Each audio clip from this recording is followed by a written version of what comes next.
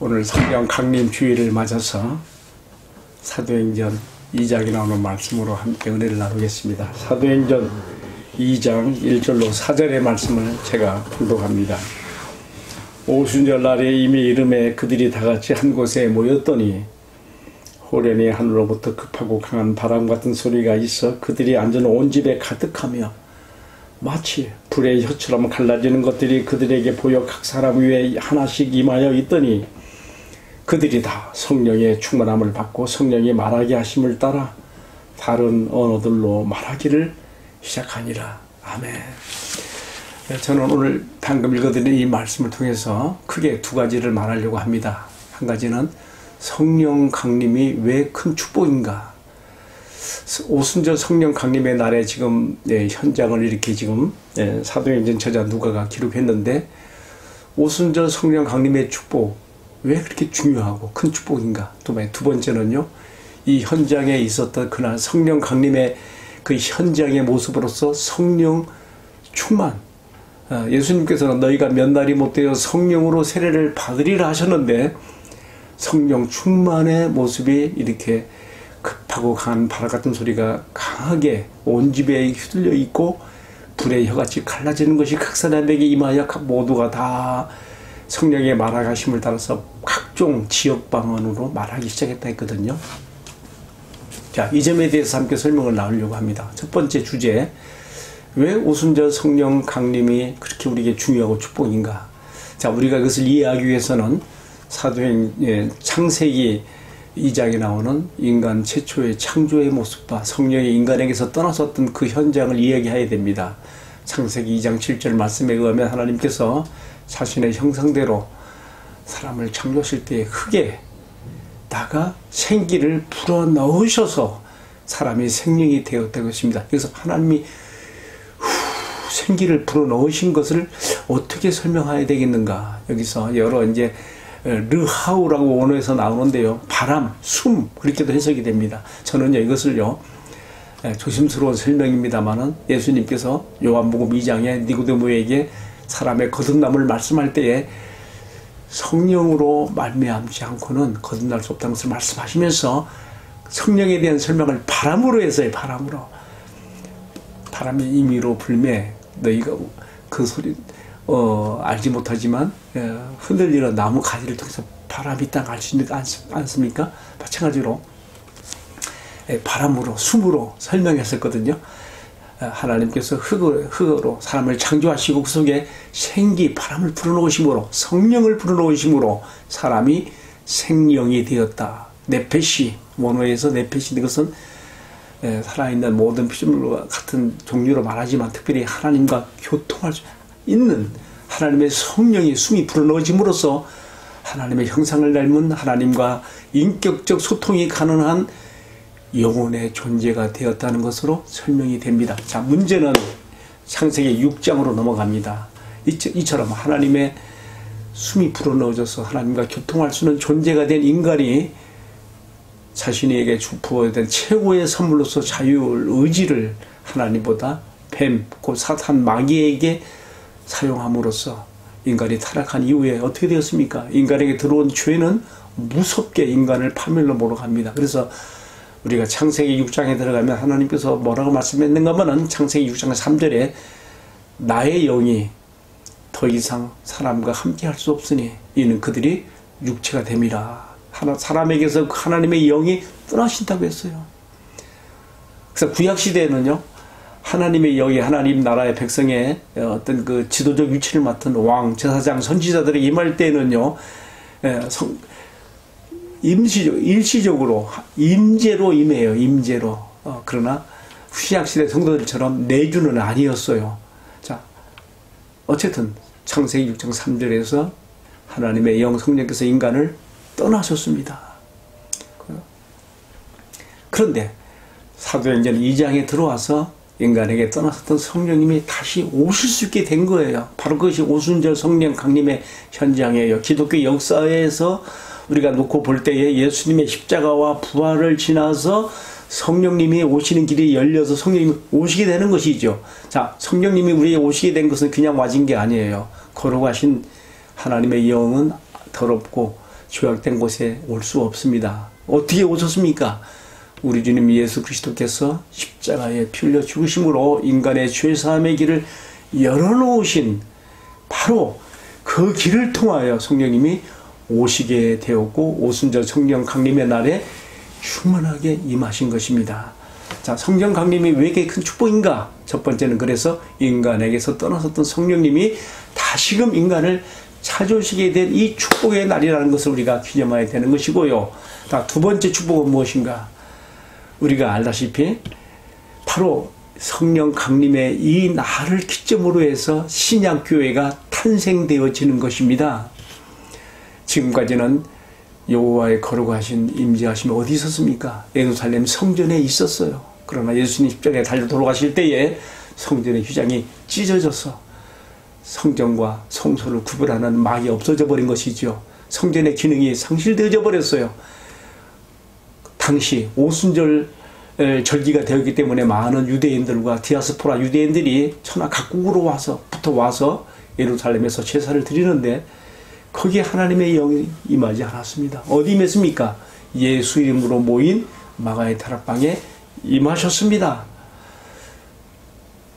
이것은 우리에게 뭘 말해주는 것입니까? 이후로 하나님은 어디에 임하시는가?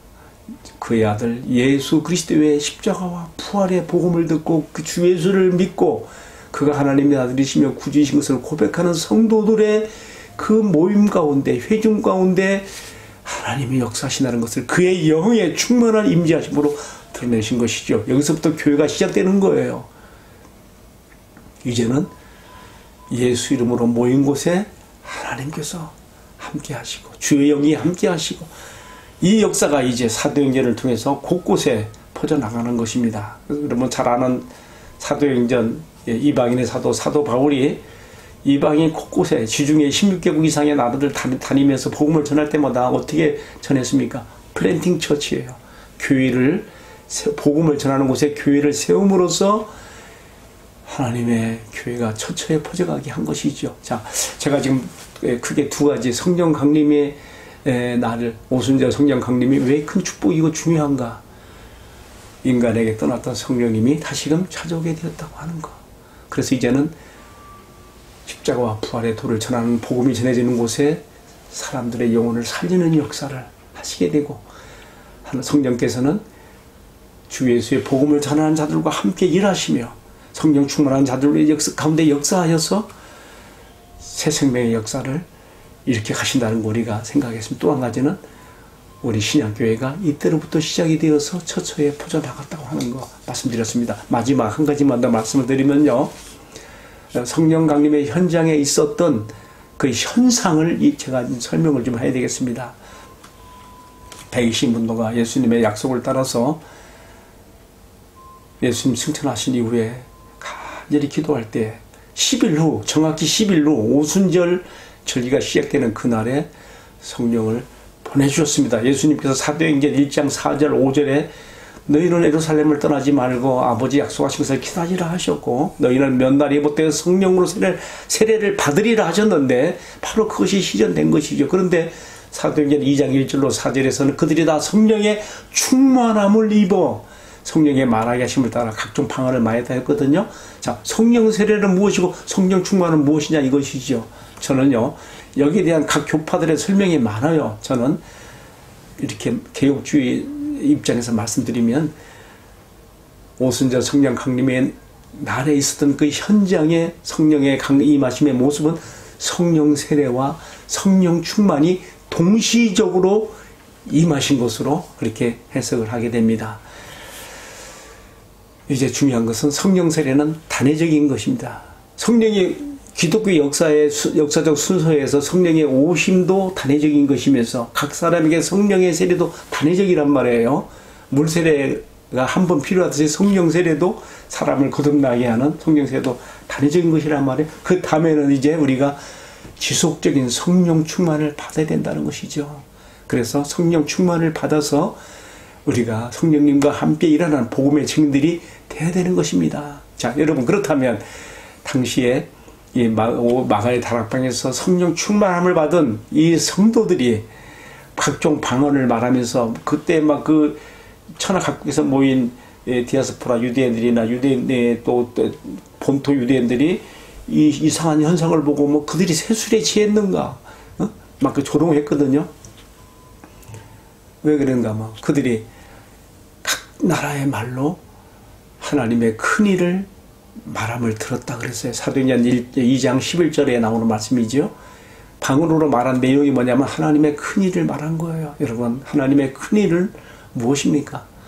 천지창조보다 더 큰 하나님의 큰 일은 무엇입니까? 그것은 하나님께서 자기 아들 예수를 십자가에 못 박혀 죽게 하심으로 우리 죄를 용서하시고 또 3일 만에 다시 살려내심으로 우리에게 새 생명을 얻게 하는 복음의 길을, 죄사함의 길을 열어놓으신 이 복음이 아니겠습니까? 이 복음을 말하는 곳에 성령께서 역사하시고 그곳에 새 생명의 역사를 불러일으켜 주시는 것입니다. 자, 오늘 저는 크게 세 가지 말씀드렸네요. 첫 번째는 성령님이 오신 것이 왜 그렇게 중요하고 우리가 축복이 되었는가. 두 번째는 신약교회는 어떻게 탄생되었는가. 다음에 세 번째는 성령 강림의 현장에 있었던 성령 충만의 모습. 예수님은 성령 세례를 받으려 했는데 왜 성령의 충만함을 받고로 나왔는가.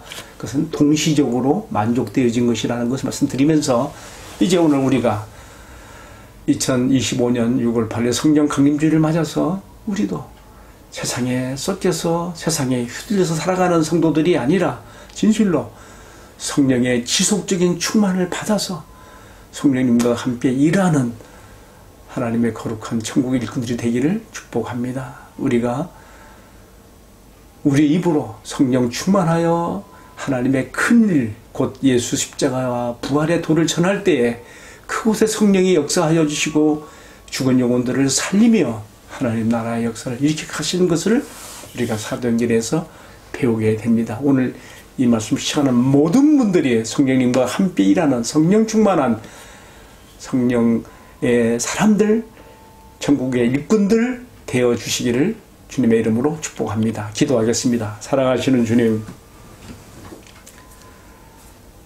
성령님을 보내주셔서 다시 우리의 영혼을 살리시고 하나님 아버지와 교통하게 하시는 길을 열어놓아 주신 것 감사합니다. 뿐만 아니라 성령 충만함을 받아서 하나님의 큰일이신 우리 주님 예수 그리스도의 십자가와 부활의 도를 전하여 인간의 생명들을 살리며 하나님 나라를 확장해 나가게 하시는 것을 감사합니다. 우리가 다 이 일에 증인들이 되게 하시고 성령의 도구가 되고 쓰임받는 우리들의 교회가 되도록 축복해 주옵소서. 주 예수님 이름으로 기도합니다. 아멘.